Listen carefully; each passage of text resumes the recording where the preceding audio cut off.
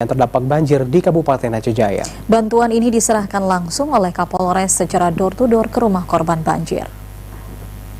Hujan yang terjadi di kawasan Aceh Jaya pada 2 hari terakhir telah menyebabkan sejumlah desa terendam banjir. Banjir kali ini tidak hanya mengganggu aktivitas warga, namun juga lahan pertanian ikut terendam.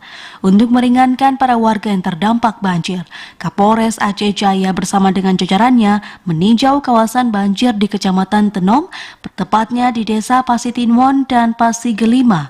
Dua daerah ini merupakan kawasan paling parah terendam banjir. Ada 50 paket sembako yang diserahkan Kapolres Aceh Jaya kali ini, yaitu berupa beras, mie instan, minyak goreng, dan sejumlah bantuan lainnya. Bantuan yang diserahkan dengan cara diantar langsung ke rumah warga masing-masing didampingi oleh kepala desa setempat. Kapolres Aceh Jaya AKBP Yudi Wiono mengungkapkan, bantuan yang diberikan pihaknya sebagai bentuk kepedulian Polri terhadap warga yang terdampak banjir.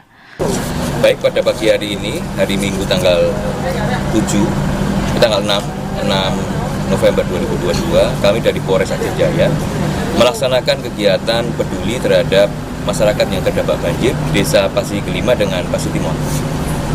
Tentu harapan kami adalah dengan diberikannya bantuan ini yang tidak seberapa, namun bisa memberikan keringanan terhadap beban masyarakat yang terdampak banjir.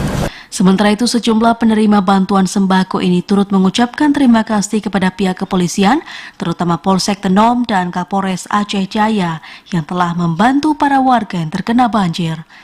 Dari Aceh Jaya, Musliadi, TVRI Aceh melaporkan.